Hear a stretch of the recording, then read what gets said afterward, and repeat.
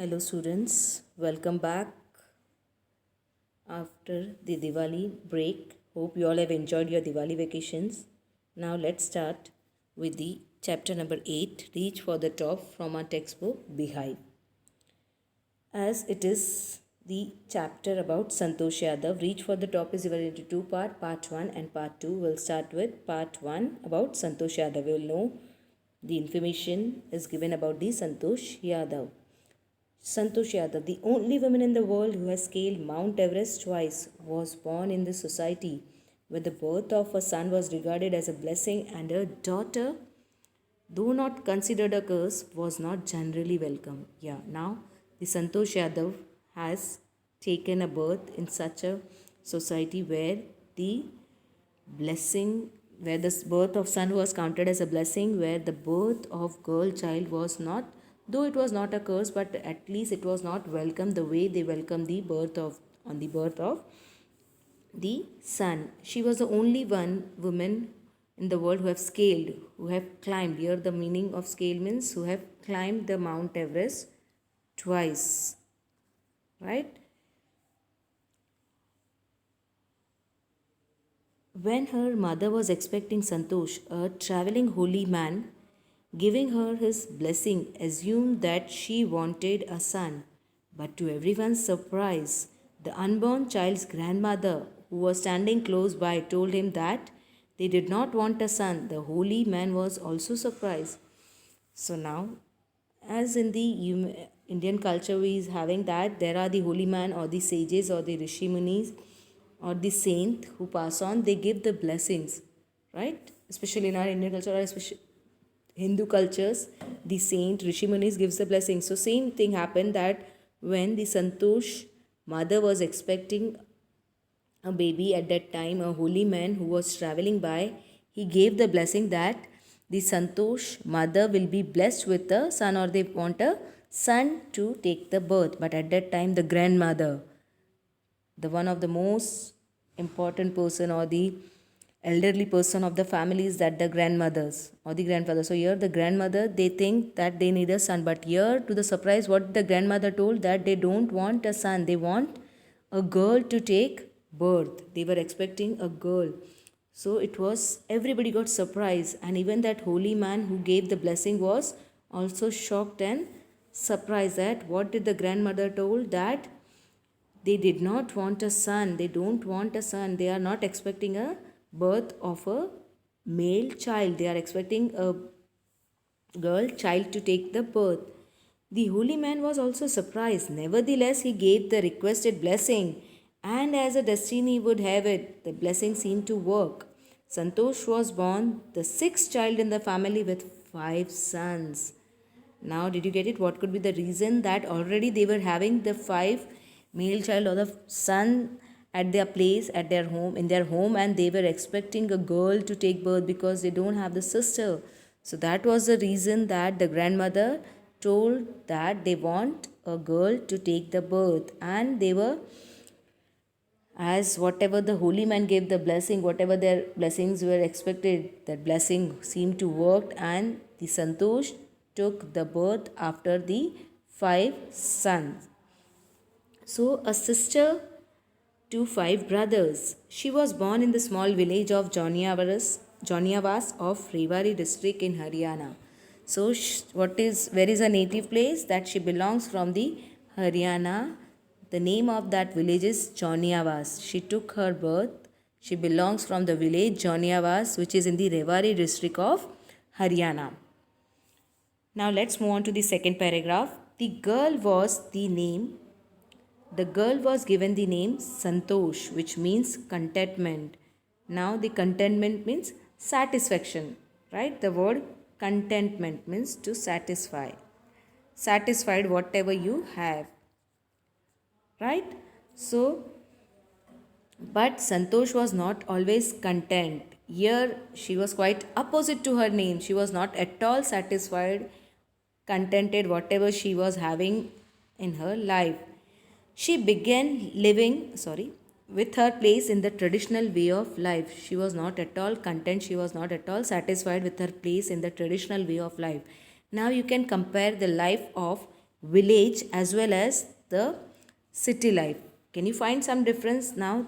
As she took the birth in the Joniawas, which is in the Rewari district of Haryana. So obviously there will be the traditional lifestyle of living in the village. So she was not happy with that traditional way of life. She began to living the life on her own terms from the start.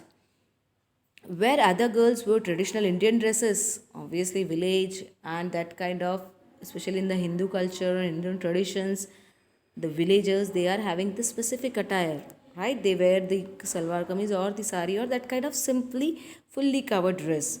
Where other girls wore Indian traditional dresses, Santosh preferred shorts. She was quite opposite. She loved to live the way the boys are living, so she used to wear the shorts. And looking back, she says now, from the very beginning, I was quite determined that if I chose a correct and a rational path, the others around me had to change, not to me.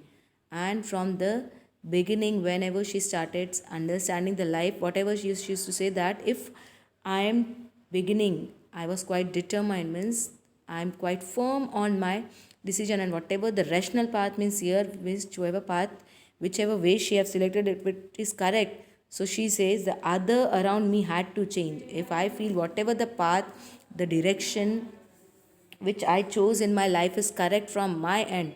So I am not going to change. The people who are around me, they are supposed to change. They had to change, not to me. I won't be changing because I know whatever I have selected is correct for me. The rational path, the correct path. If I feel that path is correct, chosen by me, I am not going to change. The people around me had to change, not me. I won't be changing. The people who are surrounded or who are around me, they are supposed to change. I am not going to change. Now let's move on to the third paragraph. Santosh's parents were affluent landowners who could afford to send their children to the best schools, even to the country's capital, New Delhi, which was quite close by. But in the line with the prevailing custom in the family, Santosh had to make to do what the local village school. So, as Santosh parents were affluent landowners, affluent means those who have eminent amount of wealth, money, who could afford to send their children to the best schools. They were wealthy and they can prefer to send their children to the best schools. They can afford. They are having that much wealth, money, so they can send the children to the best school, even to the country's capital, New Delhi. If they prefer, they can send their child to the New Delhi for the better education, which was quite close by. Even the Delhi was quite close to Haryana, so they can prefer. But in the line with the prevailing custom in the family, Santosh had to make to the with the local village school. Now, as the tradition, as the girls living in the village, they are not supposed to send the children to the high schools, or not, they don't give more educations, they don't prefer that kind of things, right? So as the custom in the family is that the Santosh is supposed to go to the local village school only, and so she decided to fight the system in her own quiet way when the right moment arrived. Now, as she was first line we have read, where the meaning of the word of her name is Santosh, means contentment, but where she was not at all satisfied. She just want to make the situation change accordingly, and she wanted things to be correct. So even she told in the second paragraph that she don't uh, want the things to uh, she don't want her to change, or the people around her need to be changed if she is correct, the rationality. So here, and the right moment came when she turned 16. Now she was waiting that she have started to fight the system, whatever the system is there in the villages, that the girls are not given that much education, or they are not supposed to move out of that village. So she was waiting, and but she was not actually waiting, she was fighting with the system as her own way, and she was waiting for the right time. When did the right moment came? That was when she turned 16. At the 16, most of the girls in the village used to get married. Yeah, in the villages, there is the system, the culture is there, the custom that the girls, if they turned 16, or now it is 18, the number, but in previous time it was 16. So the number 18 or 16, which was quite actually very small age. So in the village at the age of 16, most of the village girls, they used to get married. Santosh was also under pressure from her parents to do the same. Obviously, as the parents are in that village, so they even forced Santosh to get married at the age of 16. The parents were giving her pressure, or she was pressurized. Now let's move on to the fourth paragraph. A marriage as early as that was the last thing on her mind. Already, yeah, she have not set her mind to get married, and it was the last thing in her mind. First, she wants to make herself, or she wants to change the system. She wants to fight with the system. She threatened her parents that she would never marry if she did not get a proper education. Threatened. Dhamkana, right? That she was just threatening.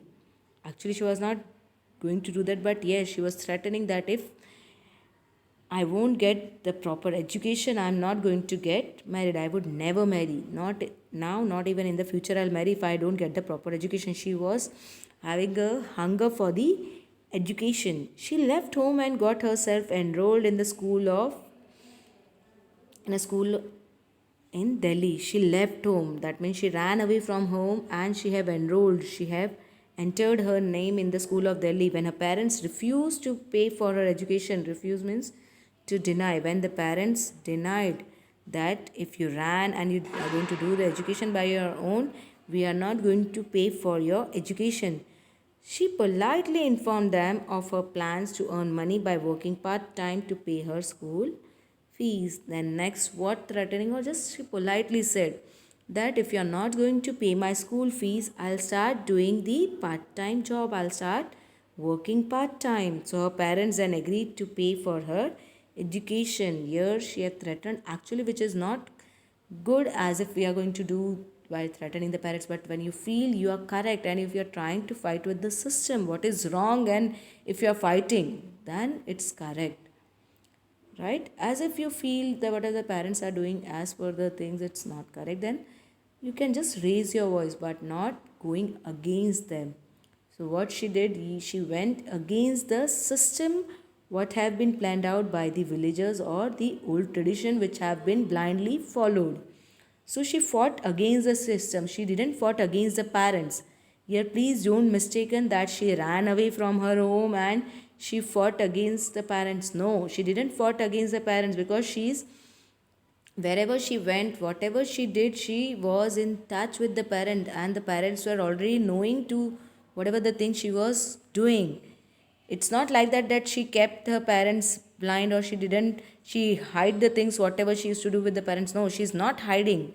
She's just fighting against the system and taking in the taking the parents in the confidence where the parents can't go away from the custom and the traditions which they are living in which society they are living. So here she's informing the parents, she's taking the parents in confidence and then doing, and she's fighting against the system. So please don't mistaken that she's hiding the things from the parents and she's threatening them and she's reaching the heights. No.